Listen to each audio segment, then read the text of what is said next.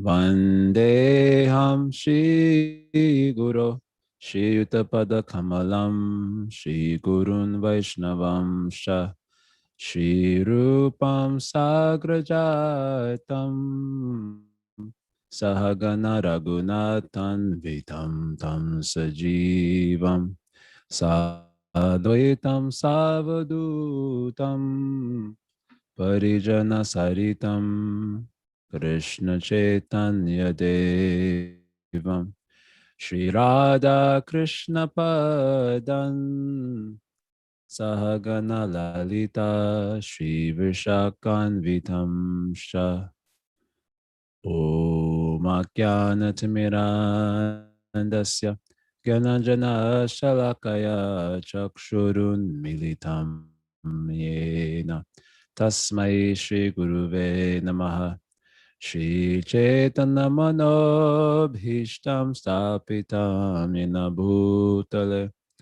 Swayam Rupa Kadha Mahyam Dadati Swapadantikam Janmadyasya Yatunvaya Ditarata Sharate Shabhigya Swarat Tene Brahma Hridaya Radhikavaye Uyanti Yasuraya Tejo Vari Mridam Yata Venimayo Yatra Trisargo Mrisha Dhamna Svena Sadhana Rastakuhakam Satyam Param Dhimahi.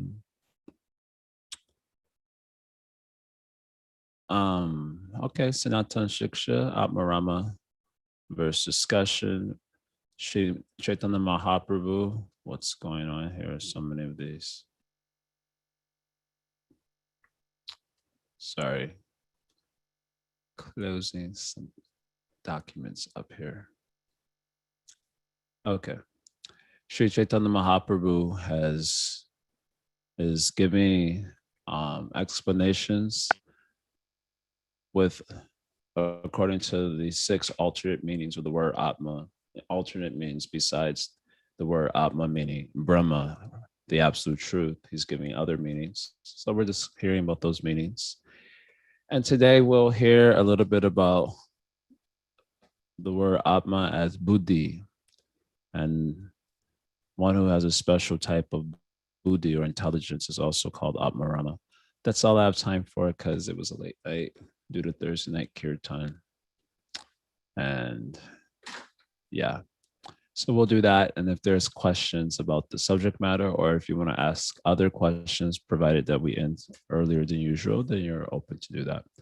So share screen here. So Mahaprabhu is saying here, the word Atma is also used for a particular type of intelligence. Atma Shabde Buddhi Kahe, Buddhi Vishesha. Since all living entities generally have some intelligence, more or less they are included. Samanya Buddhi Yukta Yata Jiva Avashesha. So he says here the word Atma means Buddhi. And specifically, Buddhi Vishesha means like some special type of intelligence. This Buddhi Vishesha, as we'll see from the subsequent explanation, is God-given, or you can say sadhu-given. Samanya Buddhi Yukta Yata Jiva Vishesha. Of course, all living entities possess some type of buddhi, the faculty of discernment between one thing and another thing. All jivas possess some sort of buddhi. But buddhi vishesha, a special type of intelligence, that special intelligence is given. It is not congenital. That means coming with the birth. So he goes on to explain. Everyone has some kind of intelligence, and one who utilizes his intelligence is called Atmarama. So Buddhye Rame Atmarama. So one who enjoys in the intelligence is called Atmarama.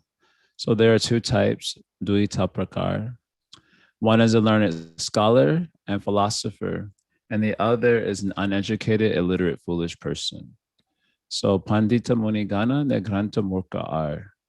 So one type of intelligent person is a learned person, like a Muni. And the other is a foolish person, Nirgranta. He doesn't follow any rules. So he's a fool. These are two types. But Krishna Kripai Sadhu Sange Rati Buddhi Pai. Sabachade Shuddha Bhakti Kare Krishna Pai. So by the mercy of Krishna, Krishna Kripai, and by the association of devotees, Sadhu Sange, one increases attraction to and intelligence for pure devotional service. So Mahaprabhu was calling that as Rati Buddhi. The sort of intelligence that is informed by Rati or attraction to spirituality, to the spiritual goal of bhakti. I call it Rati Buddhi. So when there's Rati Buddhi, therefore one gives up everything and engages himself at the lotus feet of Krishna and his pure devotees. Sabachadi Shuddha Bhakti Kare Krishna Pai. So one gives up Sabachadi, everything. Sabha means everything. And he does Shuddha Bhakti at the lotus feet of Krishna. So yeah, this is the idea that everyone has some sort of intelligence, but this special intelligence, this Rati Buddhi, that is God-given or given by the grace of association with sadhus. And with that sort of special intelligence, one gives up everything and turns to devotional service. So he gives a few pramanas here for this idea. First one, aham sarvasya prabhava matasa rampravartite iti matva bhajante mam Buddha bhava samamvita. So this is Chatur Shloki Bhagavad Gita, the first verse.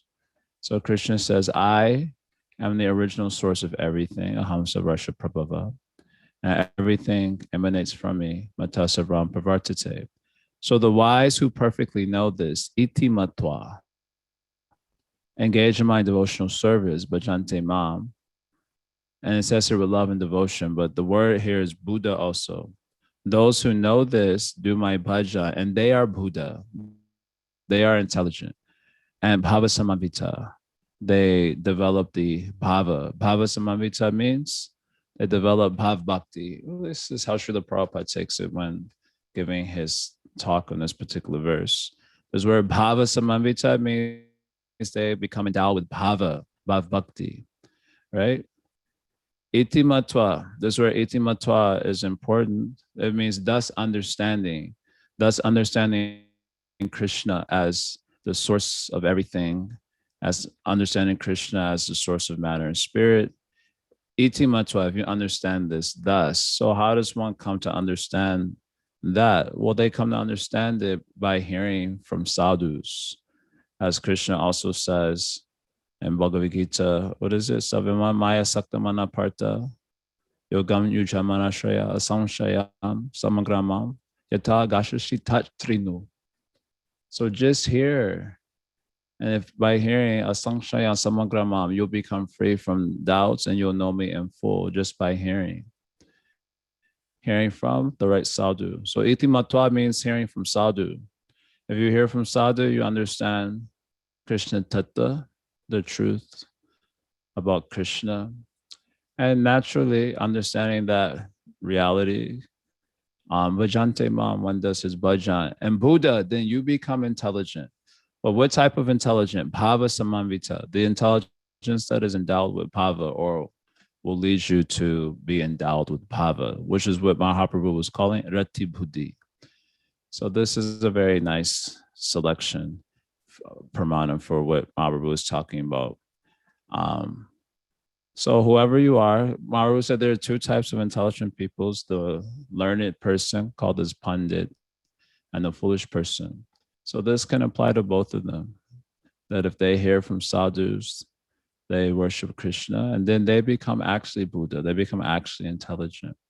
And that type of intelligence that leads them to become endowed with rati or bhava.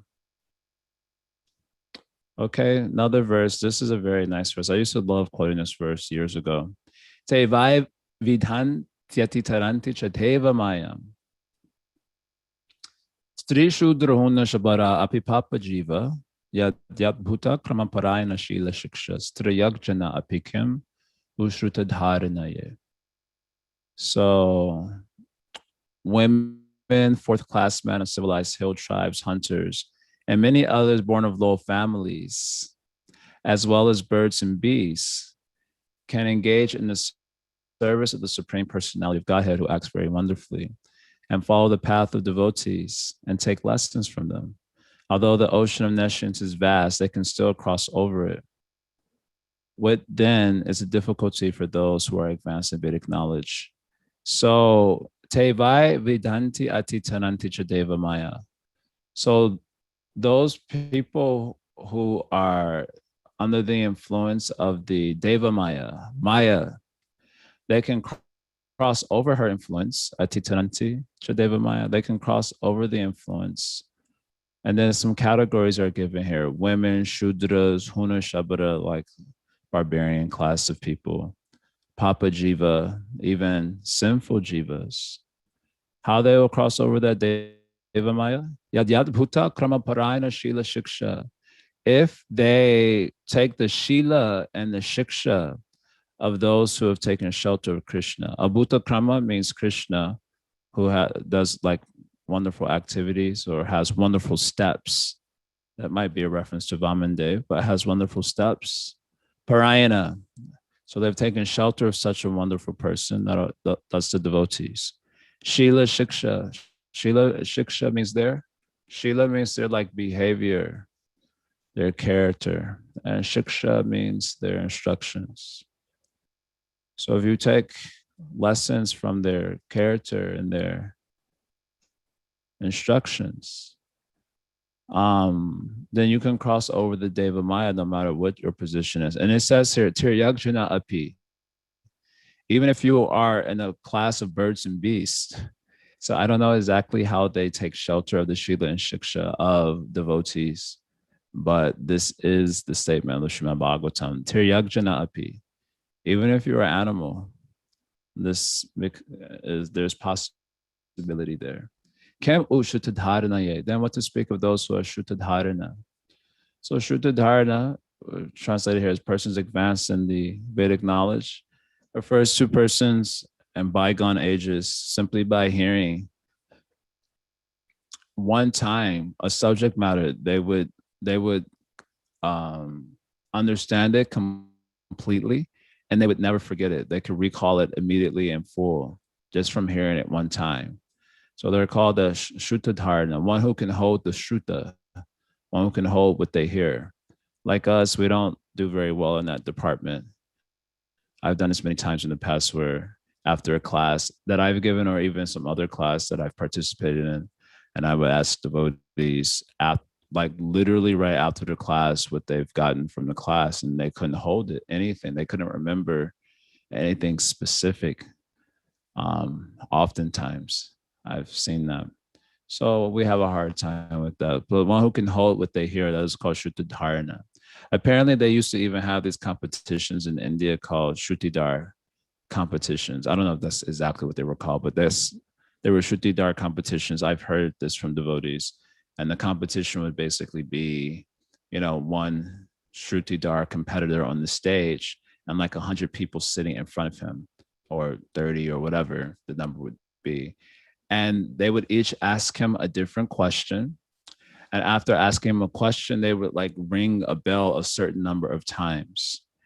And he would have to answer each of the questions. He would have to repeat the question, I think, answer each of the questions in the order that they came at him, and the number of times the bell was rung after each question. Apparently, I've heard this from, I definitely heard this specifically from one devotee. They were called as, I guess, Shrutidhar competitions.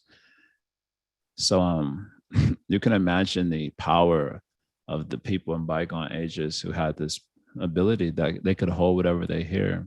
So they're a learning person, Shrutadharana. They can hold the Vedic knowledge inside their head. So even, if even the birds and the beasts, the low-class humans, can cross over Maya by taking shelter of the Shila and Shiksha of the devotees, then what to speak of learned persons, they also can do it. They can also get this special intelligence by which they can cross over Maya, Buddhi Vishesha. I'm reminded of that Naishamatis Tava Arukramangrim, Spirshartanartha, Apagamoyar Artha. How what's the next line? I haven't quoted this verse in forever. I was doing really good. I literally haven't quoted this verse in so Naishamatis Tava. This is 7th canto, chapter 9. Prahlad Maharaj. Oops, 7th canto. Prahlad Maharaj's final answer to his father. We heard about the first of his statements to his father yesterday when asked about how he became educated in Krishna consciousness. And his final statement is that without bathing the intelligence, mati, naisham mati, tavarukramangrim, spirashartanarto apagamoyad artha. So unless the intelligence touches spirituality, and spirituality means like the touch to come in contact with, unless the mati comes in contact with the mahijasam padarajobhishekam, the great souls, the dust of the great souls, abhishekam, unless his intelligence does abhishekam with the dust coming from the feet of great souls who are niskinchananam. Niskinchananam means without the material desires. As long as, say it the other way, as long as your intelligence is not coming in contact with that, then they'll not be able to get rid of the anarthas, and they'll not be able to develop Krishna consciousness. So basically, he's saying he developed Krishna consciousness because he bathed his intelligence in the dust of the feet of great souls. And of course, question always coming, is that literal? And it's definitely literal. If you're going to read Chaitanya Charitamrita Anchalila, chapter 16, which is the chapter about, I think the chapter is entitled Tasting the Remnants Coming from the Lotus Lips of Krishna. And you hear many wonderful stories about, who is that? Kaliyadas and his dedication to honoring prasadam. Anyway, in the course of that chapter, it mentions the dust that the Vaishnavas have walked on, the water that has washed their feet, and the remnants of their food, which is known as Maha Maha. These three have great power for bestowing Krishna prema. There is a statement like that in that particular chapter. So it is very literal. They're really wonderful stories. I'm remembering one story from Indraduna Swami. He tells in his Prabhupada memories about winning the marathon. They, when they were doing the Christmas marathon, he was telling 1 year they had a competition because Prabhupada was coming to, I think he was staying somewhere in Europe at that time. So whoever got the highest amount of book sales during the December marathon, then they would be able to do the abhishekam of Prabhupada's feet. They were bathing his feet in water when he comes to the temple. So Indraduna Swami and one other devotee team, they won. So they got to do they have to bathe Prabhupada's feet upon his arrival. And right after they bathed his feet, he and this other devotee just took the whole, like tub of water and ran into a room and locked the door. And all the other devotees were like chasing them and they couldn't get inside the room. And he says he and that devotee just drank the whole thing up. It's nice hearing these stories of faith of the devotees. But also the word mati, to bathe the mati, from Sri Vishwanath Chakravarti Thakur's commentary, to bathe the mati also means this line, abhutakrama parayana shila shiksha. To bathe the intelligence means to absorb it in the shila and the shiksha of the Vaishnavas, their behavior and their instructions. So then if you do that, you'll get this special type of intelligence by which you can cross over Maya. Well, that's what this particular verse is said. And more important than just crossing over Maya, the special type of intelligence by which you can become endowed with rati, bhav bhakti. Okay, he carries on here. Considering all these points, when one engages in the service of Krishna's lotus feet, Krishna gives one the intelligence by which he can gradually progress towards perfection in service to the Lord. So, yeah, he wants to bring up this other point that also Krishna himself from within also endows the intellectual faculty with special power um, due to, and responsiveness to the bhajan that one is performing, the sincere, intentional, concentrated bhajan that one does. Then Krishna from within reciprocates by endowing one with special intelligence. And of course, he quotes this particular verse, Tesham satata yuktanam bhajatam pritipurvakam. The Dadmi Buddha Yogam Tam Inamapayanti. Krishna himself is saying, for those who are always engaged in his bhajan with love, then the Dadmi Buddha Yogam Tam, he endows them with the Buddha Yoga, special intelligence, Yenamapayanti, by which they can come to him, to Krishna. So one should be getting inspirational insight from within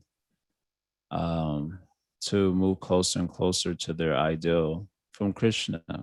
But that is, of course, in response to the Bhajatam Priti Purvakam that is done Satatam Yuktanam. So if you're not getting that inspirational insight, you would just have to check out those particular characters which inspire that sort of reciprocity from Krishna. In any case, the idea is Krishna also endows one with special intelligence.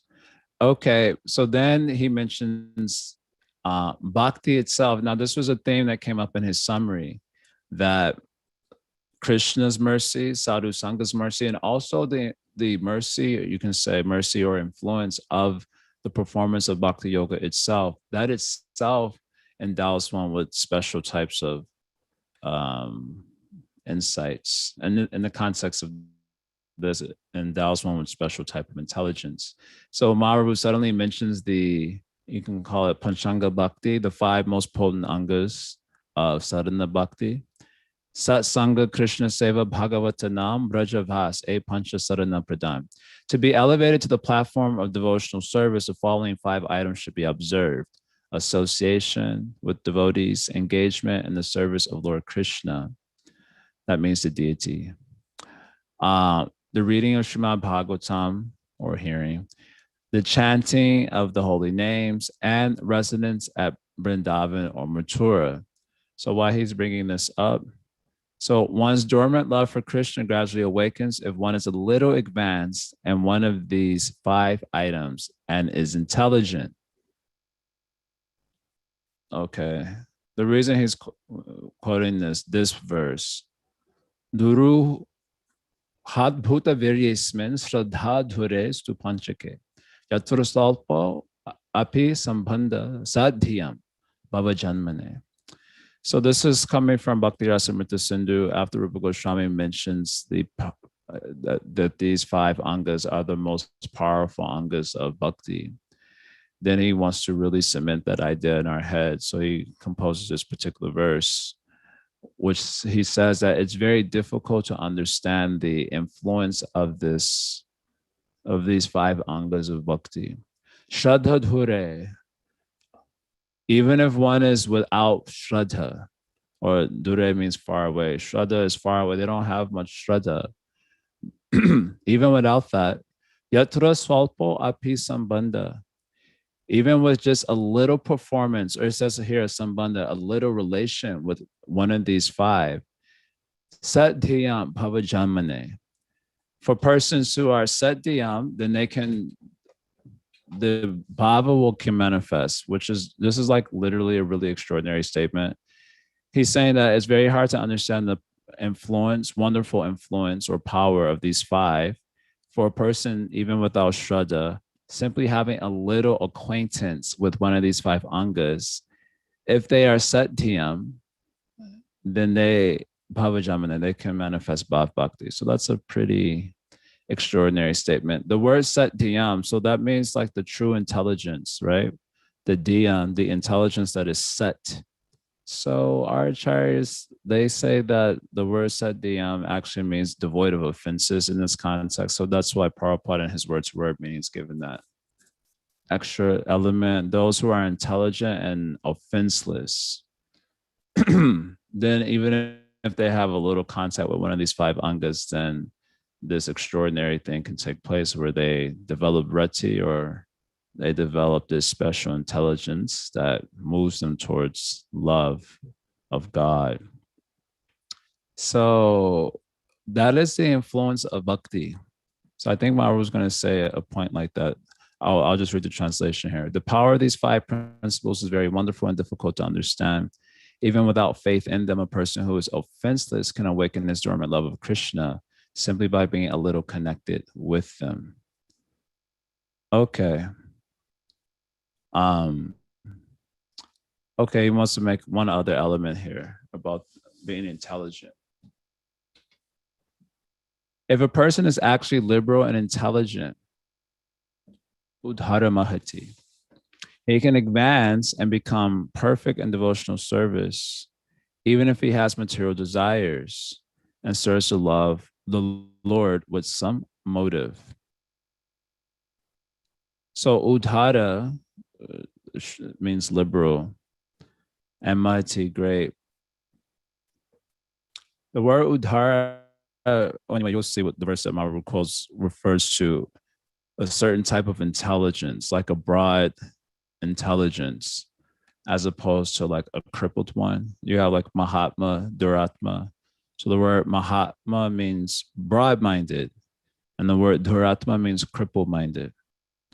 So a broad-minded intelligence is one that can accommodate the value of doing Krishna bhajan, basically. Mahatmanas tu mam partha dhaivam pakritam ashrita bhajanti ananya manoso.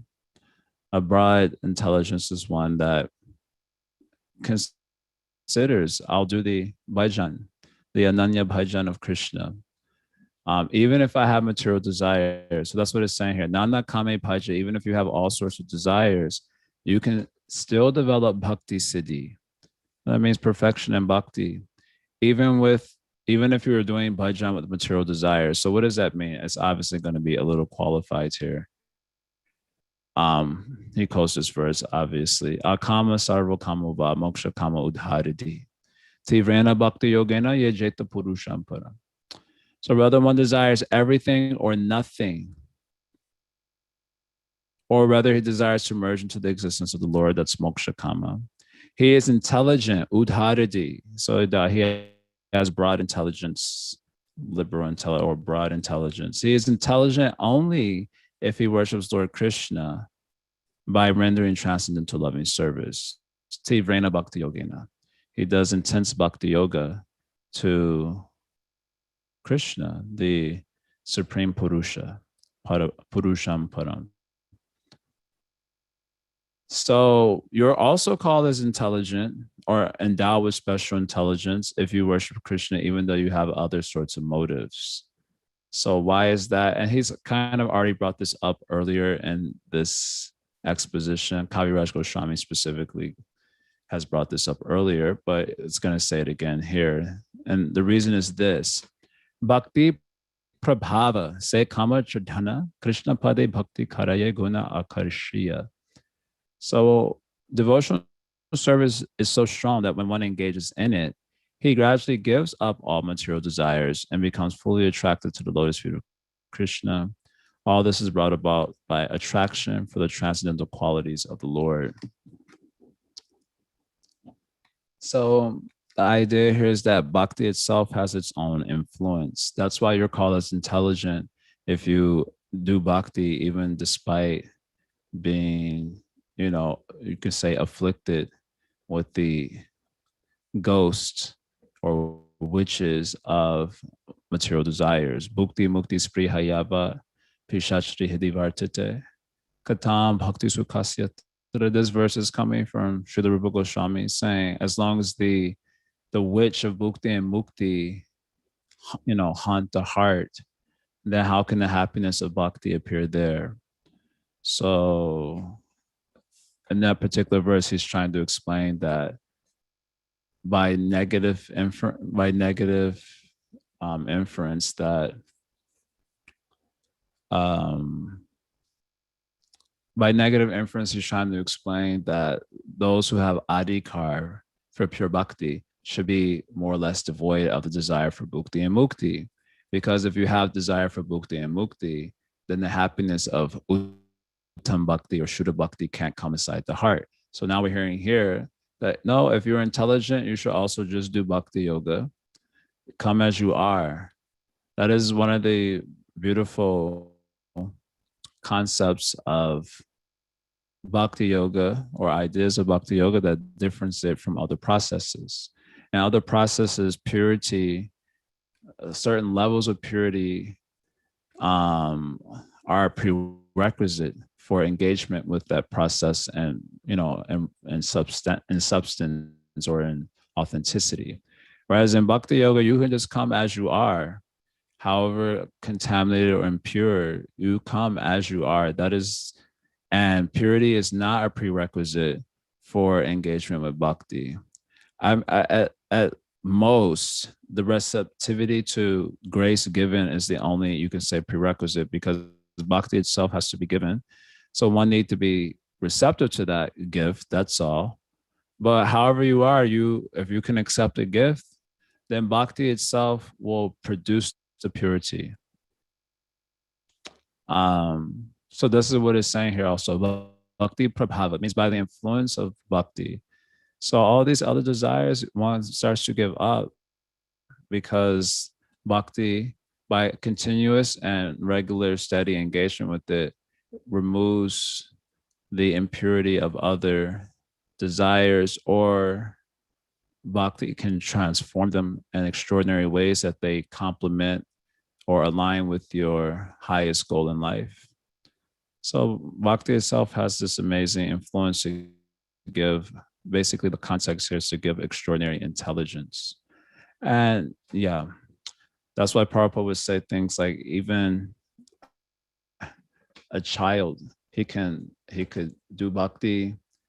And there's so many statements like this. I'm just thinking Kaviraj Goswami, you know how he opens up each chapter with a Mangalacharan of his own composition. And in Adi Lila, he has really amazing, extraordinary statements, but saying that, for example, that even a child can navigate, a sea where there are the crocodiles of philosophical misconceptions. He'd be able to easily navigate such a sea without being harmed, and can explain the highest truths, even that even scholars and pundits can't have access to, such as the extraordinary mercy given by sadhus and Krishna and by bhakti itself, the influence of bhakti itself. So that's what it's saying here. Even if your heart's afflicted by different sorts of kama, bhukti kami, siddhi kami, moksha kami, still you do, if you are intelligent, then you do bhakti, because by the influence of that bhakti, all discrepancies can be healed or reconciled or whatever. Of course, he quotes this nice verse from the Bhagavatam. Just going to read the English here.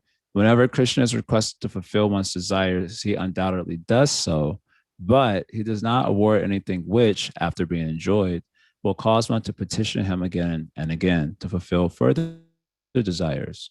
When one has other desires but engages in the Lord's service, Krishna forcibly gives one shelter at his lotus feet, where one will forget all the desires. So this is just a pramanam describing how Krishna defeats or transmutes or causes one to get rid of the other desires.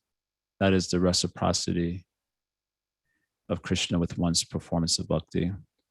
Okay, so then that ends that little section on buddhi. So real buddhi is the intelligence too.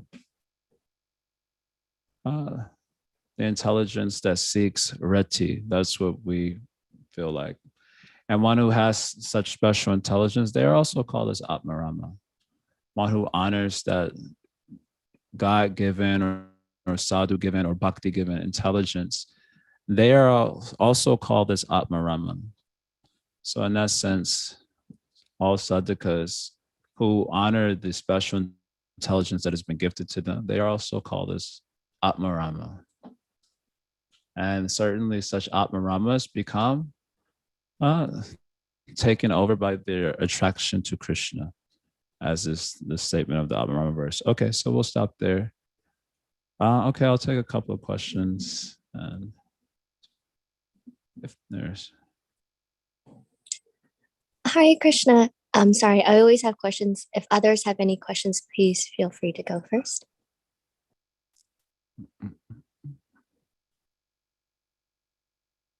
You can go. People will type in the chat box or whatever. Okay, thank you. Your last comment, guess, was quite telling, and it was around my first question. And I just am seeking clarity. So these last few verses are basically saying the intelligent person is one who performs devotional service. So, I mean, I don't want to, is that, and you just said any sadhaka who takes up this this type of intelligence. So, I mean, does that inadvertently mean that all of us here who are performing devotional service are considered Atmaramas? Yeah, why not? Okay. What's the problem? No, of course, that seems like a very exalted position. So I just want to. So Atmarama has different meanings. So we're hearing one of the meanings. We don't satisfy all the meanings of Atmarama, but we satisfy this particular meaning, provided we honor the special intelligence that's been given to us by, performing bhakti yoga with intention. Then we can at least satisfy this 1/7 of the meanings, at least. Thank you. And then an earlier verse talks about kind of these lower births, including these birds and the beasts, being able to perform devotional service. But I'm sorry if I'm being crude. Or dense. How do the birds and the bees?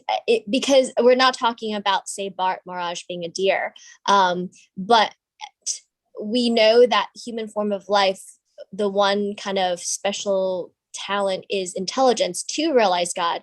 And we typically say animals don't have this intelligence to realize God.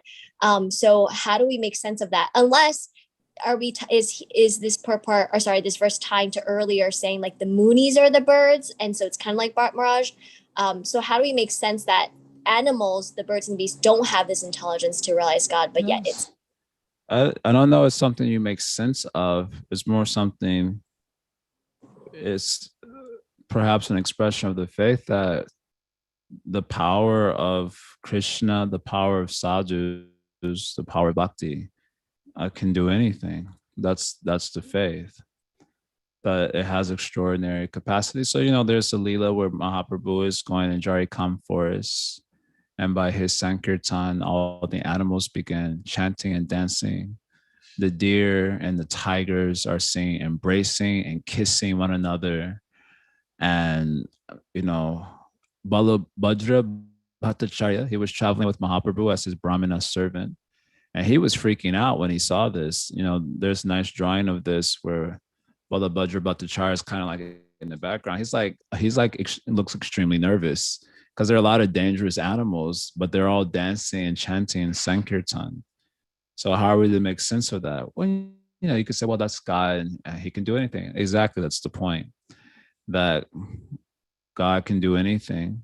So also his bhakti has such extraordinary gifts, and so also his saintly person. I don't know about other traditions so much, but like Mahaprabhu's Jarikanda Leela, it does seem like I've seen movies or heard stories about different saintly people having special relationships with animals. Having special relationships with animals, and animals seeming to understand them or reciprocate with them in extraordinary ways. So such is the incredible influence of, saintly persons and of bhakti and of Krishna. So that is how you make sense of it. So basically, for example, that verse is pramana against that, say, animals cannot realize God. because they're acting just on instincts. The verse is pramana for the extraordinary, the extraordinary influence of sadhus. That particular verse, Tevaya vidhan tatitananti chadheva maya, Sri Shudra hona shabara apipapa jiva, yadyatputa kramaparayana shila shiksha. So if you take shelter of the shila and shiksha of sadhus, then you can also do bhajan. That's what is pramana. So there's a story. I don't actually know the story so well, but there's this Vaishnava, Rasikananda. So Rasikananda, he comes a little bit later after Mahaprabhu. Anyway, fast forward. There's this one pastime where there's like a mad elephant attacking like a village, which is wild. Like, that's like super scary and super dangerous. And Rasikananda, I think this is his story. Does anyone know the story? And he like comes to the village, or he's in the village, and he's just like sitting in the middle of the square, and the elephant comes, is about to like step on him. And Rasikananda is like completely unfazed, and the elephant comes before him, and he just like tells him to like chant Hare Krishna or something of the sort. And the elephant begins, doing bhajan. The other story there, Abhiram, is it Abhiram Gopal, Abhiram Thakur and Gaur Lila? He had like this whip, and he would just like hit people with it, and they would become like Vaishnavas. And then there's some story of him using the whip to hit like a tiger, and the tiger begins chanting.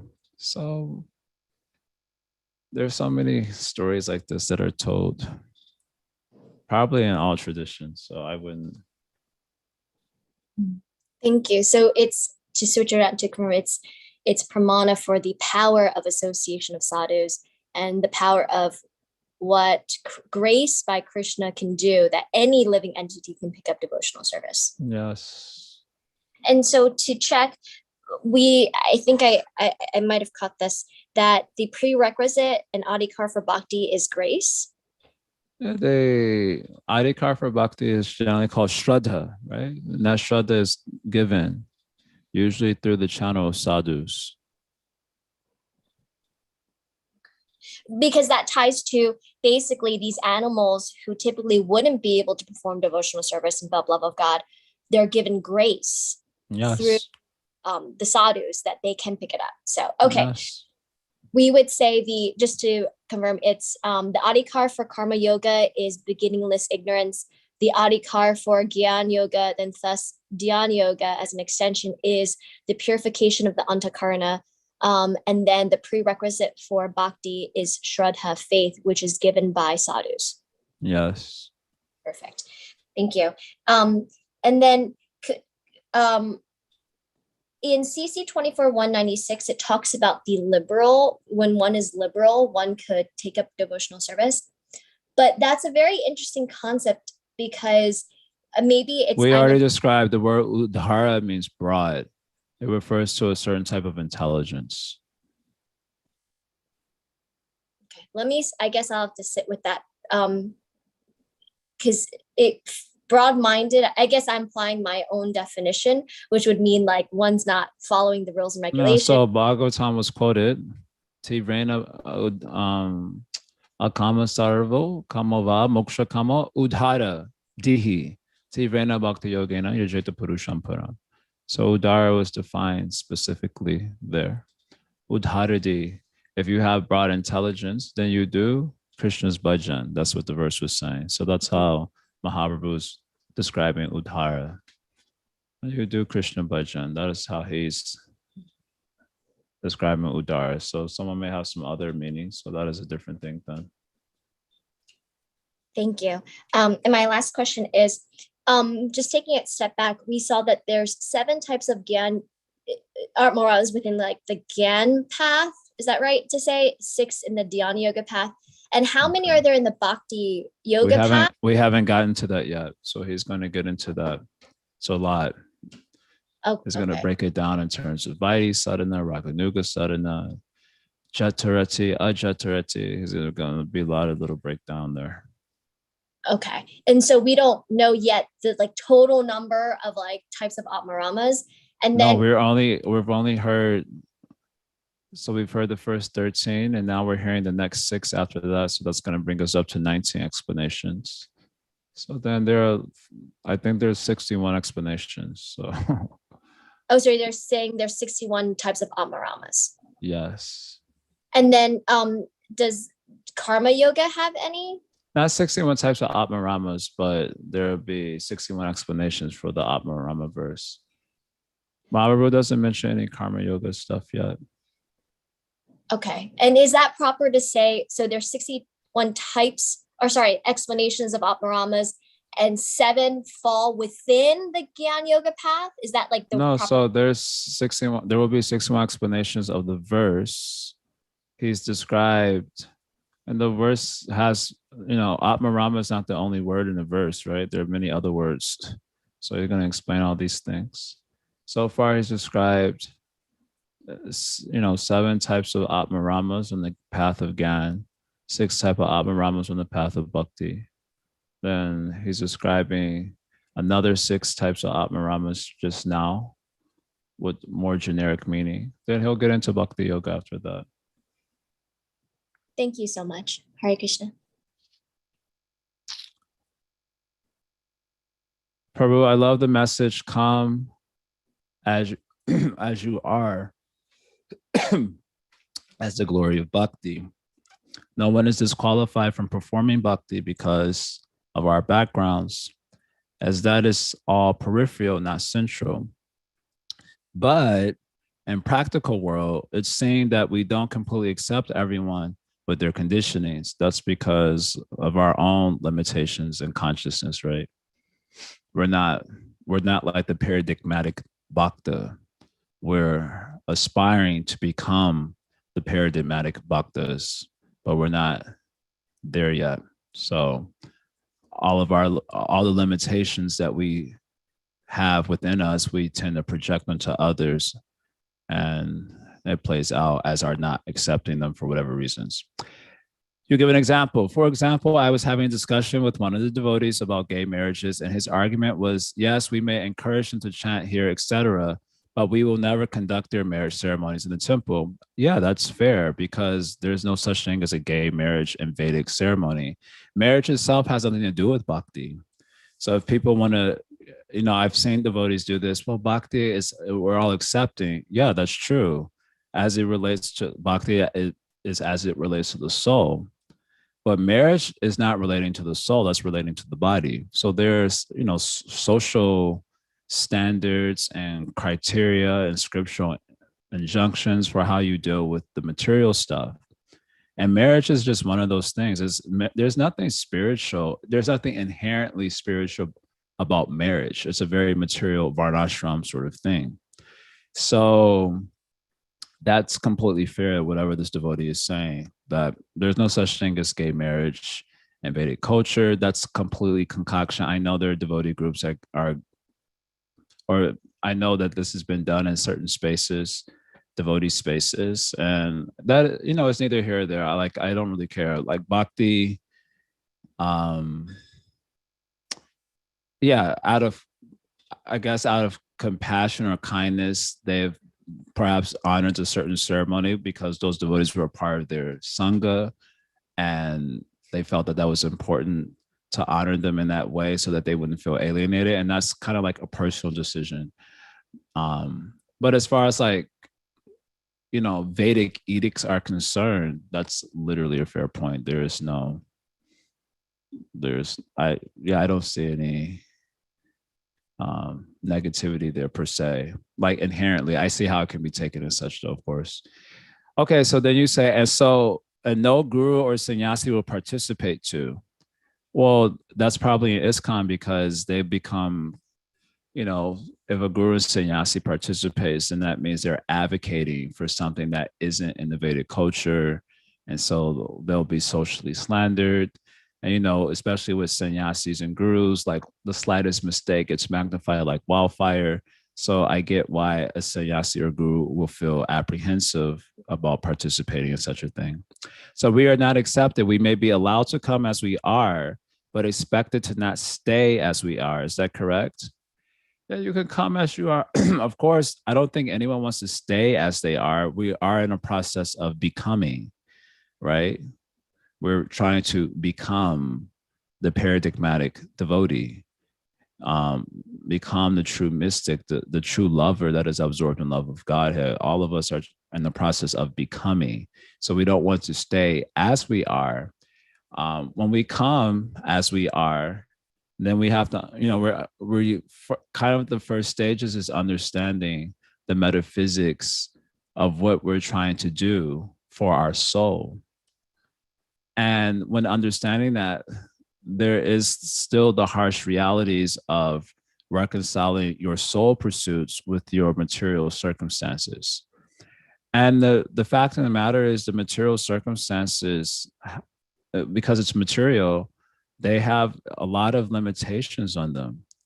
This whole idea that everyone should be treated equally on the material platform is, fundamentally ridiculous. Well, when you say, you have to qualify what you mean by equally, means that, well, there should be, marriage for all. There should be, those sorts of things don't make sense to me, because we are in different positions socially, psychologically, materially. Like we're literally limited on the material platform by our bodies in so many ways, and those limitations have to be honored, lest chaos breaks out in society.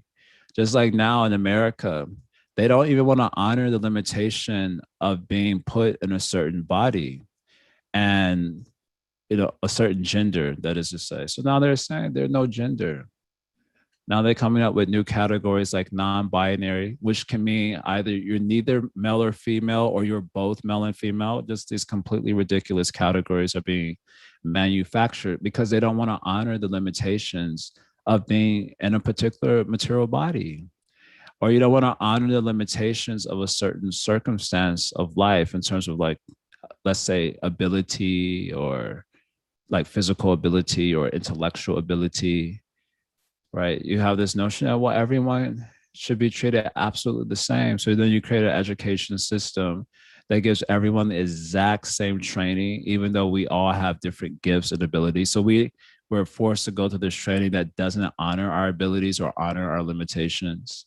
And that ends up with only a very small percentage of the people being able to prosper in such a system, while a lot of people just feel alienated and isolated and depressed because they're not able to level up within such a system, because that system isn't really for them. They have other gifts that need to be honored. So when you come, you have to understand the difference between the soul and body. And bhakti ultimately is for the soul.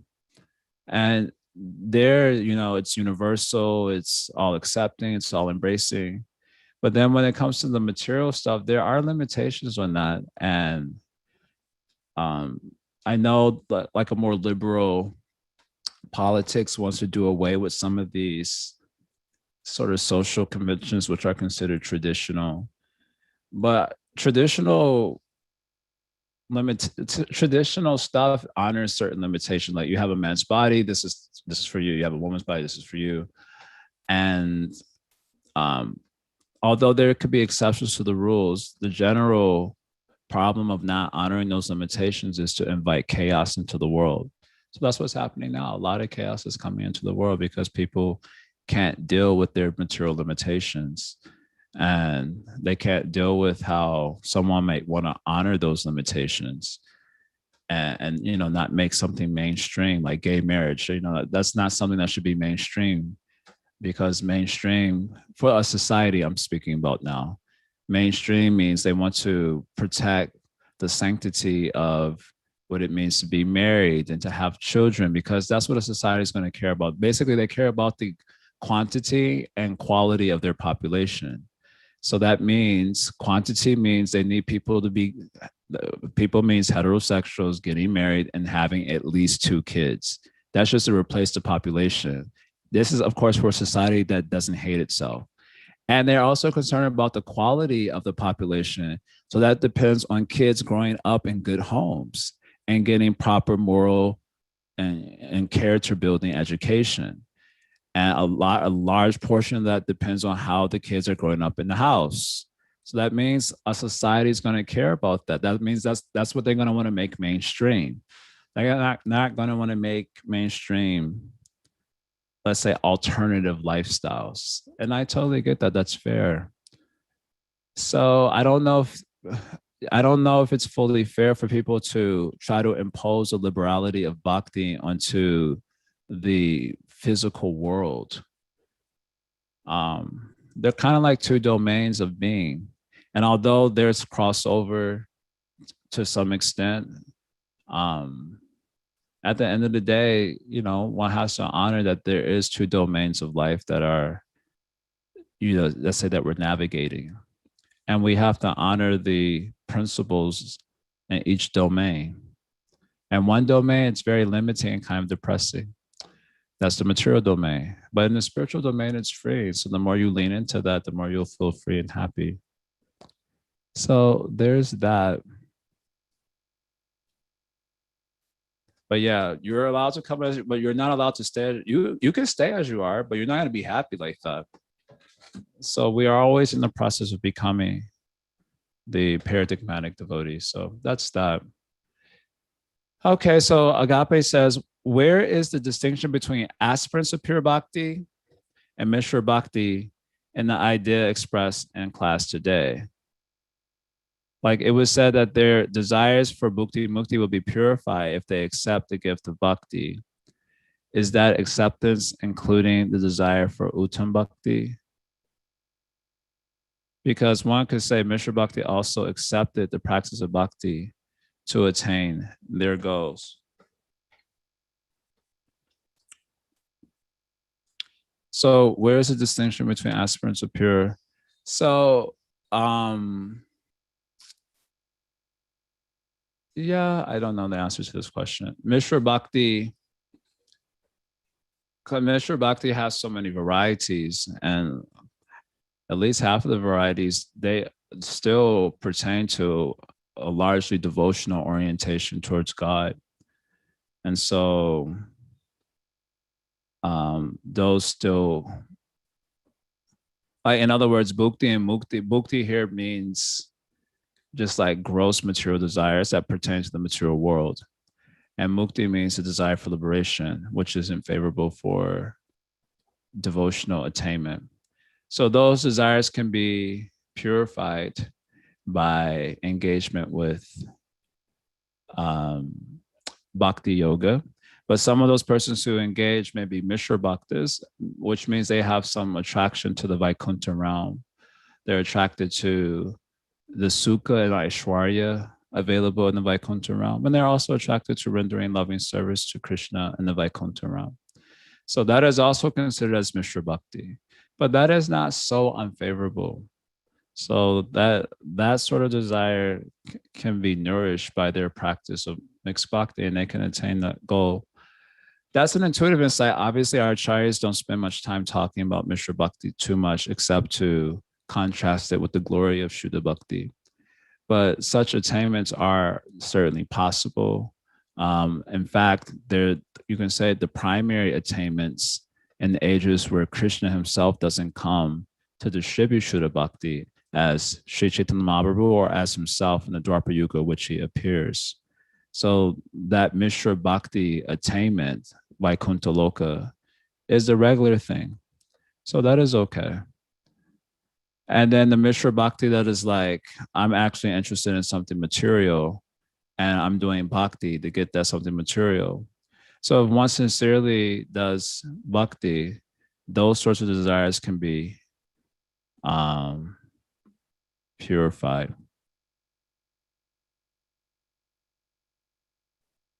So it was, that the desires bhakti will be purified to accept the gift of bhakti. Yeah. Accept means they do bhakti, but it means by the influence of bhakti, pure bhakti yoga. Of course, there is this element there because when it says Tivrena bhakti yogena yajeta purushampana. So it says if you are broad intelligence, then you'll do Tivrena bhakti yogena. So that means Shuddha bhakti. So Shuddha bhakti here means you do only bhakti. You don't mix it up with other sadhanas. So if you do only bhakti, then if you have desires for bhukti and mukti, etc., then those get wiped out by the influence of that only bhakti yoga approach to your kama. But if you do bhakti yoga and you also do other sadhanas with it, so maybe different effect is coming there. So the word Tivrena Bhakti Yogena in the verse that was referenced means where you only do bhakti yoga. That doesn't mean of doing Shuddha Bhakti there. Sometimes we think of Shuddha Bhakti in terms of like consciousness, right? Anya Bilashita Shunyam Ganakramadi Navritam. The other meaning of Shuddha Bhakti means where you only do the bhakti sadhana. You don't mix it up with other sadhanas. Okay, I have material desire, but I will only do bhakti yoga to fulfill it. So in that case, that approach of only doing bhakti yoga, then it's saying by the influence of that bhakti yoga, these sorts of desires will get, purified or transmuted and so on. But if you do bhakti yoga mixed with other sadhanas, then maybe different result is coming from that. So I have to find the definition for that. I remember asking a sadhu about this when I was in India. That I said, it seems like bhakti yoga is discussed in terms of consciousness, in terms of practice also. So, and when we think of Shuddha Bhakti, we always think of the consciousness part primarily. But it can also just mean doing bhakti yoga. That's it. You're not doing other sadhanas, or do a little bit of bhakti, a little bit of Gyan here, a little just doing bhakti. So if you just do bhakti, then that influence will be very strong. Okay, so we're gonna pause here, and I'm going to try to survive the rest of the day. And good luck to you all to do the same. Hari Om Tat Sat, Srila Prabhupada Ki Jai.